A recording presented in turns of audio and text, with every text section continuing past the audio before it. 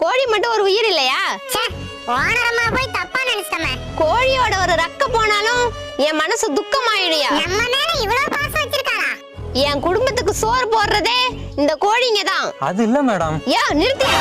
கோழிய பத்தி என்னையா தெரியும் உனக்கு? போதும் ஓனரம்மா, உன் நல்ல மனசை நாங்க புரிஞ்சுக்கிட்டோம். இதெல்லாம் கோழிங்க இல்லையா, என் பிள்ளைங்க. அம்மா எங்க மார்னிங்க தன்னாலா?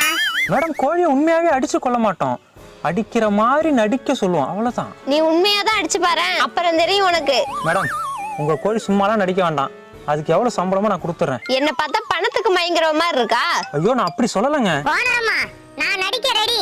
அதெல்லாம் வேண்டாம்பா, கஷ்டமா இருக்கும். கஷ்டப்பட்டாலும் பரவாயில்லம்மா, உங்களுக்கு காசு வருது இல்ல, அது போதும் எங்களுக்கு. இல்லப்பா, அவன் கொடுக்கற 500 ரூபாய்க்கு. சொல்றத கேளுங்கம்மா. சரிப்பா, அப்புறம் உங்க விருப்பம். சரிங்க மேடம், ஷூட்டிங் ஆரம்பிக்கலாமா?